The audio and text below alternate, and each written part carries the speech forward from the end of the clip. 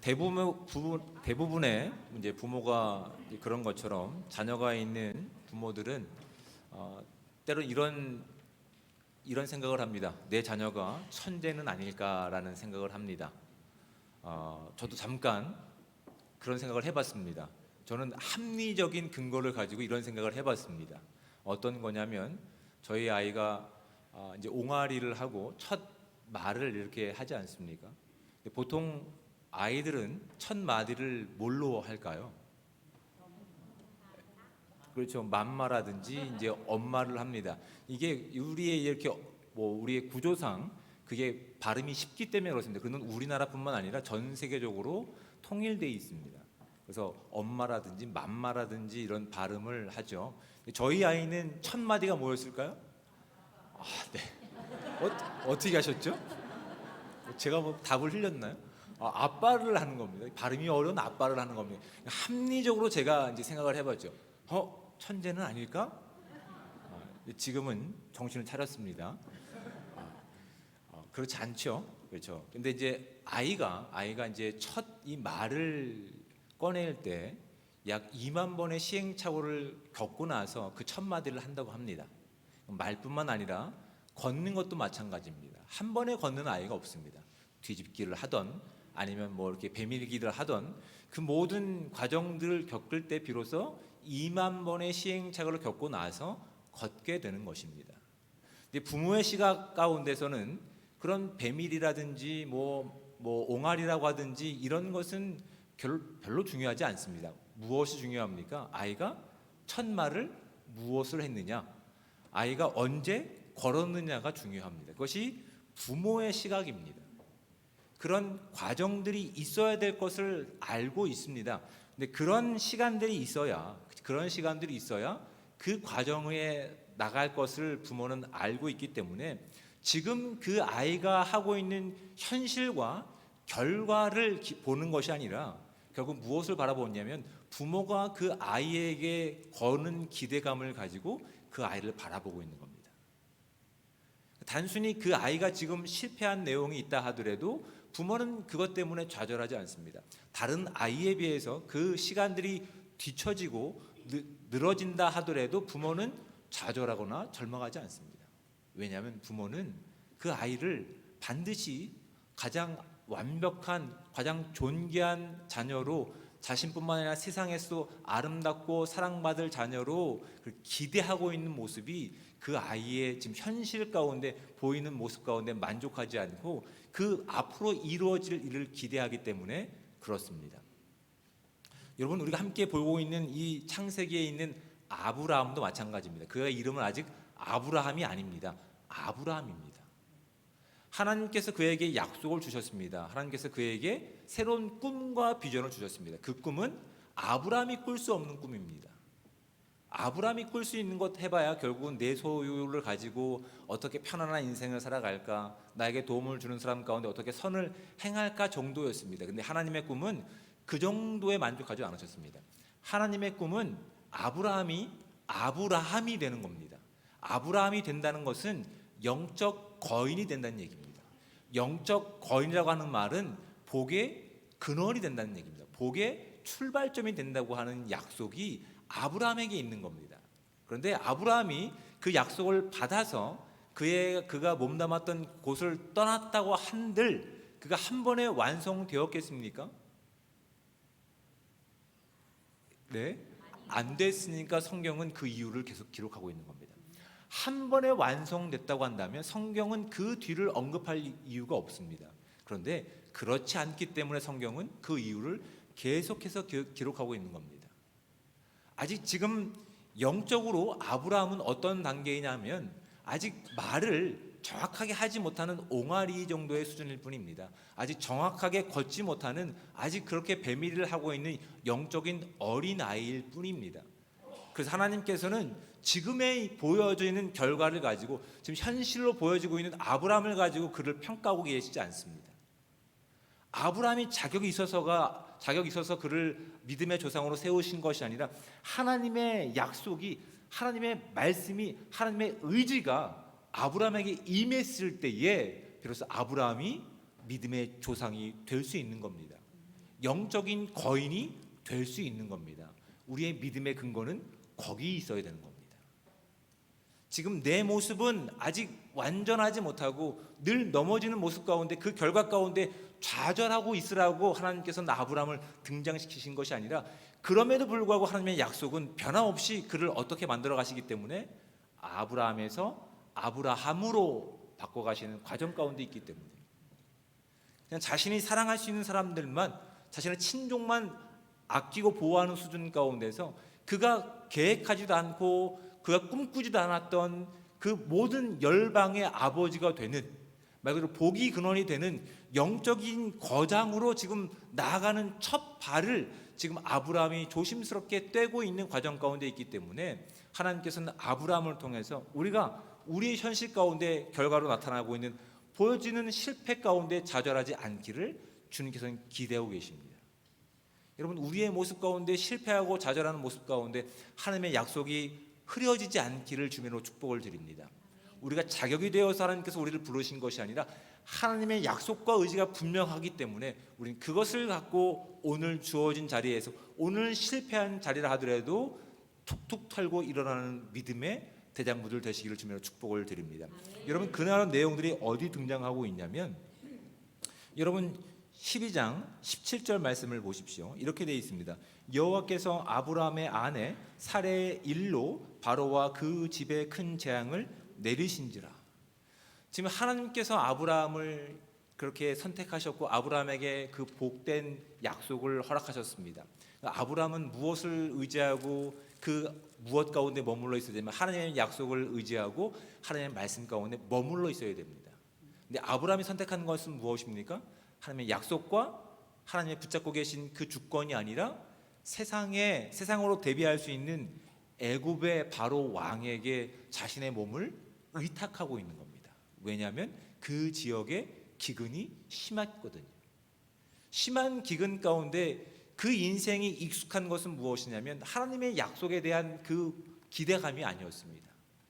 그 인생 가운데 편리한, 그 인생 가운데 익숙한 삶을 의탁할 만한 애굽 바로 왕에게 자신을 의탁하는 일이었습니다. 그럼 누가 잘못한 겁니까? 이 바로 왕이 잘못한 겁니까? 아브라함이 잘못한 겁니까? 아브라함이 잘못한 것이죠. 그럼 누가 혼나야 됩니까? 아브라함이 혼나야 되는 것이죠. 다시 한번 12장 17절 말씀을 보십시오. 여호와께서 아브라함의 아내 사레의 일로 바로와 그 집에 큰 재앙을 내리셨다라고 되어 있습니다. 잘못은 아브라함과 그 아내 사레가 했는데 지금 그들이 영적으로 어떤 상태라고 하는 것입니까? 어린 아이와 같은 겁니다. 이런 시행착오를 겪을 때 비로소 하나님께서 무엇을 기대하시는지, 하나님의 복이 무엇인지를 비로소 그 인생 가운데 꿈꿀 수 있는 존재가 되기 때문에, 아직 그것을 알지 못하는 영적인 어린아이 같은 수준 가운데 있는 아브라함과 사레를 혼내키는 것이 아니라 주변에 있는 오히려 바로 왕을 혼내키면서 아브라함과 사레가 바른 하나님의 주권과 보호 가운데 올 수 있는 기회를 지금 허락하고 계시는 거라고요.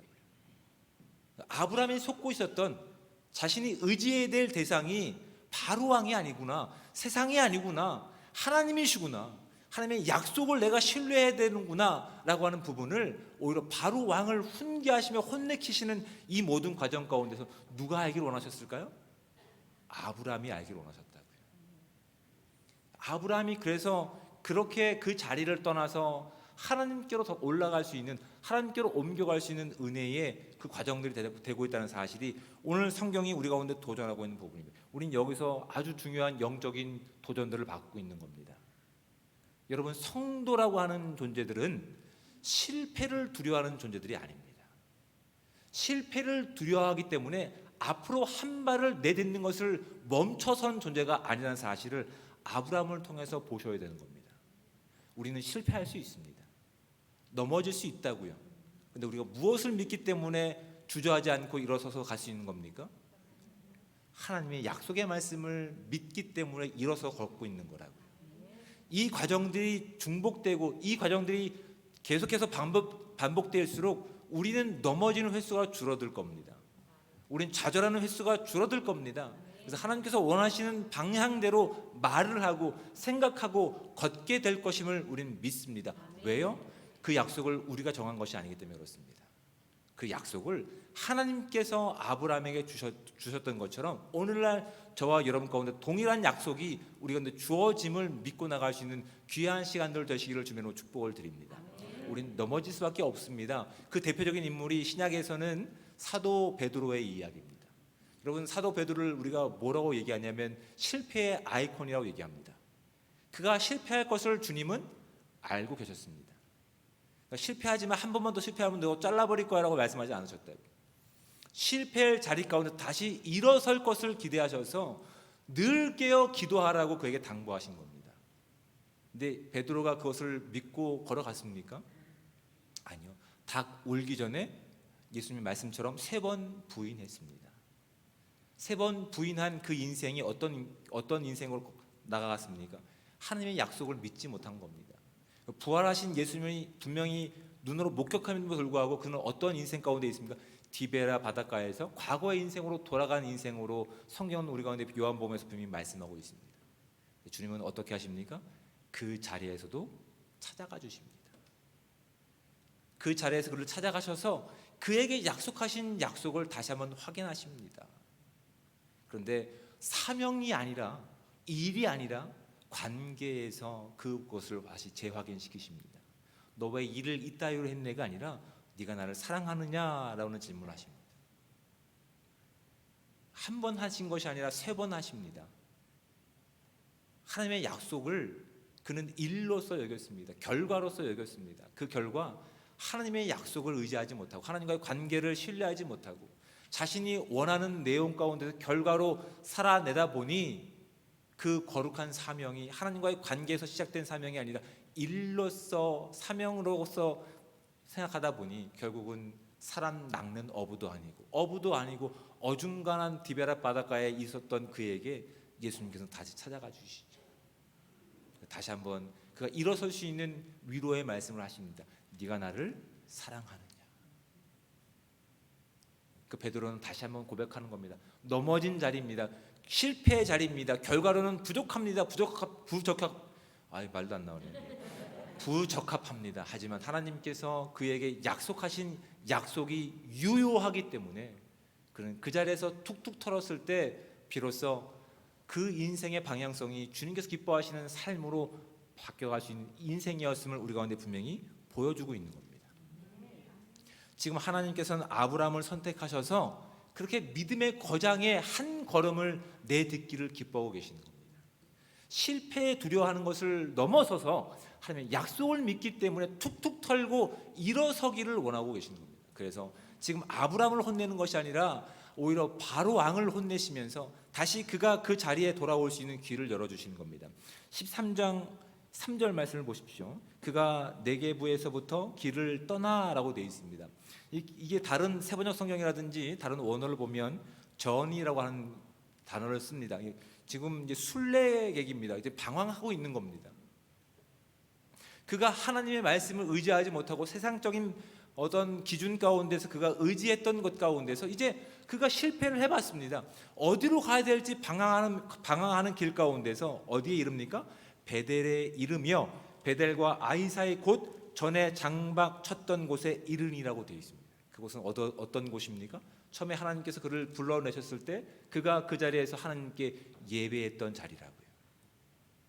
비로소 그가 실패한 그 시간 가운데서 그가 방황하는 시간 가운데서 결국은 세상 가운데서 그것들이 결과가 어떤 자신의 어떤 목적이 될 수 없음을 그가 인생을 통해서 경험했을 때 그 방황이 결국 어떤 자리로 인도하셨던 순간일까요?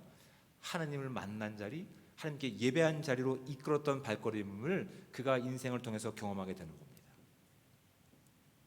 여러분, 우리가 회복해야 될 자리가 바로 여기 있는 겁니다. 우리도 실패할 수 있습니다. 우리도 절망할 수 있습니다. 좌절할 수 있습니다. 우리의 결과 가운데서 어떤 것도 내세울 것이 없는 현실임을 우리가 고백할 수밖에 없습니다. 그런데 그런 방황의 자리 가운데서 우리가 있어야 될 자리가 어디일까요? 세상에 성공하는 자리가 아닙니다. 그 약속을 주신 하나님을 만난 자리입니다. 그 약속을 변치 않고 다시 없애버리는 자리가 아니라 그 약속이 변함없는 자리, 하나님을 만난 자리, 그래서 예배한 자리가 우리가 다시 한번 회복해야 될 은혜의 자리, 은혜의 선택임을 오히려 이 아브라함을 통해서 우리가 분명히 발견하게 됩니다. 여러분, 우리가 다시 한번 좌절하는 자리, 실패하는 자리 가운데서 다시 하나님의 약속을 믿고 다시 회복해야 될 선택이 예배하는 자리임을 우리가 온전히 깨달을 수 있는 저와 여러분들 되시기를 주면서 축복을 드립니다. 우리도 아브라함처럼 이 땅의 복이 이 땅의 소유 가운데 있음을 오해할 수 있습니다. 잘 되는 것, 성공하는 것으로 우리가 제한할 수 있습니다. 성공이 마치 하나님께서 허락하신 복으로 이야기할 수 있다고요. 그렇다면 여러분, 성경은 이 이후의 내용을 다루지 않아도 됩니다. 왠지 아십니까? 이미 30절 말씀을 보십시오. 12장 30절입니다. 바로가 그 사람에게 그의 일을 명하매 그들이 그와 함께 그의 아내와 그의 모든 소유를 내보내었다라고 되어 있습니다. 그런데 내보낼 때 그냥 빈손으로 내보낸 것이 아닙니다. 많은 소유를 그에게 선물로 줬습니다. 그래서 5절 말씀을 보십시오. 아브라함의 일행 롯도 양과 소와 장막이 있으므로 그 땅이 그들이 동거하기에 넉넉지 못하였다고 되어 있습니다. 너무 많은 소유로 인해서 하나님께서 주신 복이 소유 가운데 있다라고 생각한다면 여러분, 이 소유 때문에 성경은 그 뒤를 언급하지 않아도 됩니다. 하지만 하나님께서 약속하셨던 영적 거장은 이 땅의 소유 가운데 있지 않습니다. 이 땅의 소유는 오히려 어떤 문제를 일으키냐면 보십시오. 6절 말씀에 그 땅이 그들이 동거하기에 넉넉하지 못하였으니 이는 그들의 소유가 많아서 동거할 수 없었습니다. 그 땅은 아브라함과 롯과 가나안 사람들이 함께 거주하는 땅이었습니다. 그런데 양과 염소를 키우기에 그 땅이 너무 협소해 버린 겁니다. 이 땅의 소유, 이 땅의 성공이 우리의 인생의 목적이 된다고 한다면, 그것이 우리가 추구해야 될 목적의 결승골이라고 한다면, 그걸로 인해서 오히려 어떤 일이 일어나는지 아십니까? 다툼이 일어납니다. 8절 말씀을 보십시오. 아브라함이 롯에게 이르되 우리는 한 친족이라 나나 너나 내 목자나 내 목자나 서로 다투게 하지 말자라고 되어 있습니다.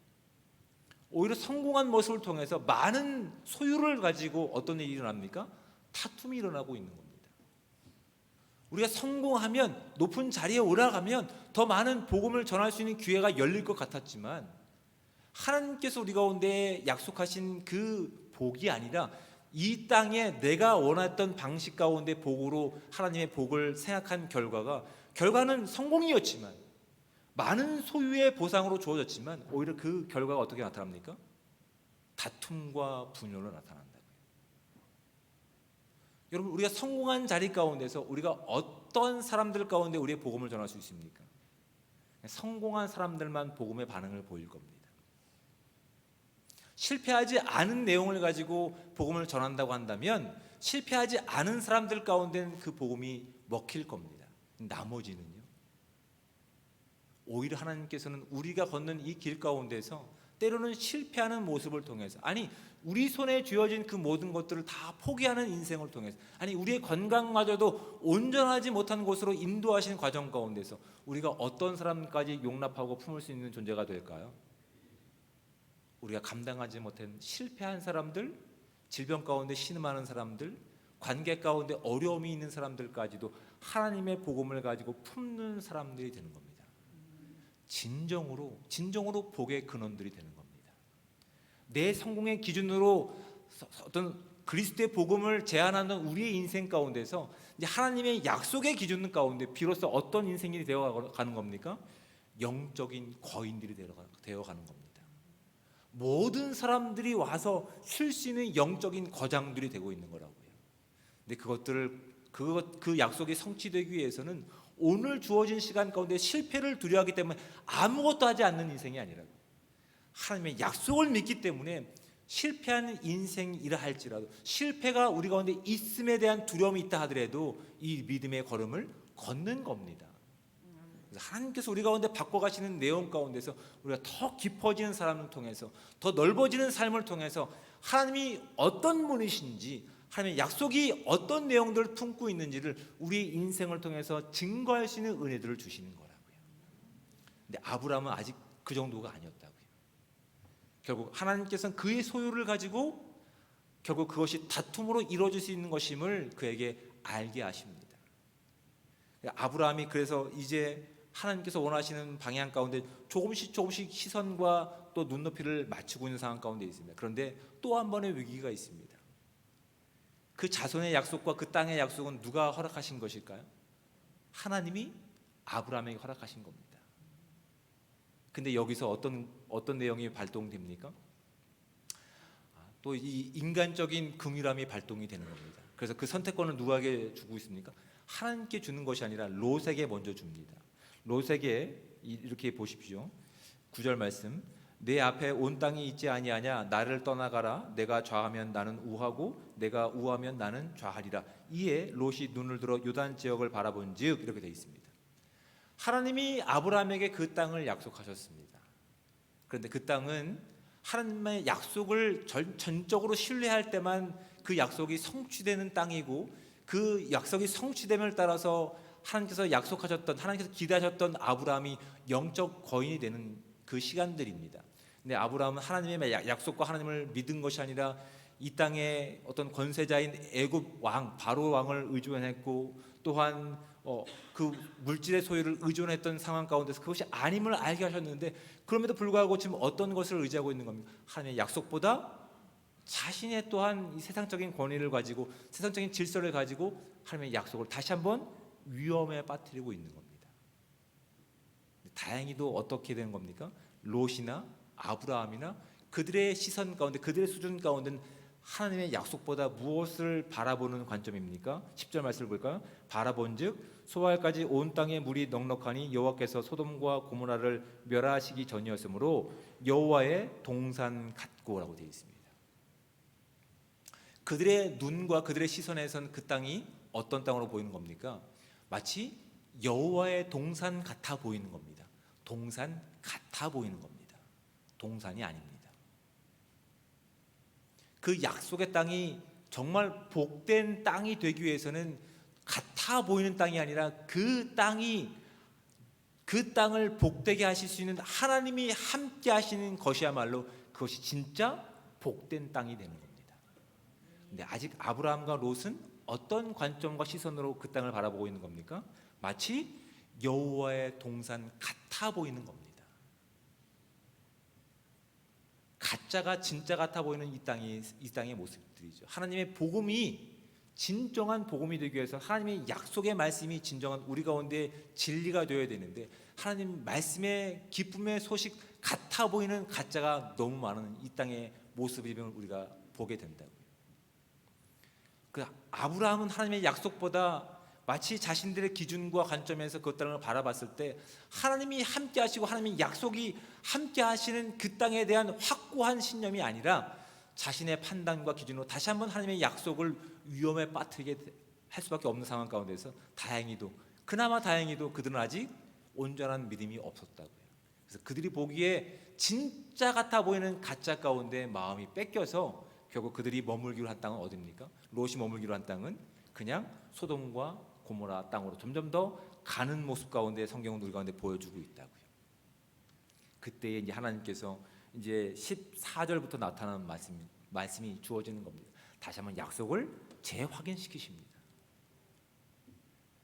그 땅이 복된 땅이 되고 내가 너에게 약속했던 그 복이 진정한 너의 복이 되며 내가 너에게 기대하는 네가 정말 복이 되기 위해서는 네가 그동안 가지고 있었던 믿음의 방향과 믿음의 근거를 떠나서 나의 약속과 나와 함께하는 삶이 진정 네가 복된 인생일 뿐만 아니라 네가 품을 수 있는 자들도 하나님의 은혜를 가지고 진정 그리스도의 복음을 살아낼 수 있는 통로의 인생이 될 수 있는 것이란다. 이제 그 걸음을 떼보겠니? 라고 하는 다짐이 지금 이 창세기 13장에 담겨 있는 내용들이라고요.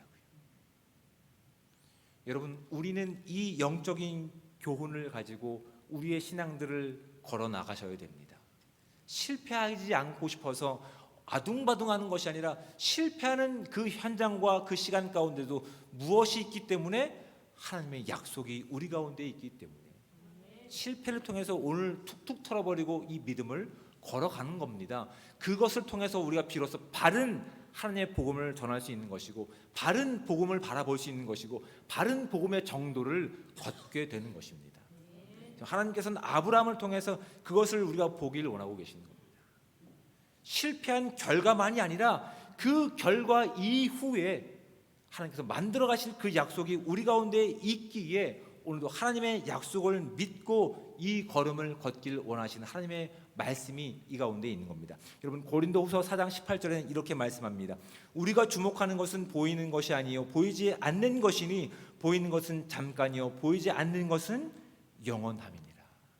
여러분, 우리가 지금 무엇을 기대하고 바라보며 이 믿음을 걷고 계십니까? 아직 온전히 걷지 못하는 아브라함이 잘못 선택했던 그것 가운데 우리가 하나님의 약속을 잘못된 방향으로 위협에 빠뜨리고 있지 않는지 이 시간 온전히 점검할 수 있는 이 시간이 되시기를 주님으로 축복을 드립니다. 그래서 우리의 주어진 시간 가운데서 잘못된 선택이 아니라 하나님이 기뻐하시는 선택을 온전히 할 수 있는 저와 여러분들 되시기를 주님으로 축복을 드립니다. 그 온전한 선택은 비록 잘못된 길이었다 하더라도 우리가 다시 돌아서야 될 자리가 어디라고요? 하나님이 약속이 있는 자리라고요. 하나님을 예배하는 자리라고요. 그 자리를 선택할 수 있는 저와 여러분들 되시기를 주며 축복을 드립니다. 두 번째는 이 땅에서의 소유가 아닙니다. 하나님의 약속에 대한 소유가 우리 가운데 진정한 하나님의 약속이 하나님의 그 기대가 성취되는 것입니다. 이 땅의 소유와 성공의 모습을 가지고 예수 그리스도의 복음과 그 기쁨의 소식을 바꾸지 않는 온전한 선택이 저와 여러분 가운데 있기를 주며 축복을 드립니다. 유사한 복이 아니라 유사한 그 복음이 아니라 진정한 예수 그리스도의 복음만, 그 십자가만이 저와 여러분들이 선택해야 될 하나님의 본질적인 복의 약속임을 우리가 믿고 지금 우리의 주어진 시간과 상황 가운데서 우리가 만들어내는 결과가 우리의 목적이 아니라 하나님께서 우리를 바꿔가실 그 약속이 우리 가운데 있기에 그 약속을 믿고 오늘 주어진 시간과 그 어려운 시간이라 하더라도 또 주어진 그 영광과 은혜의 삶을 살아낼 수 있는 복되고 귀한 삶이 저와 여러분께 충만하게 임하시기를 거룩하신 우리 주님으로 축복을 드립니다.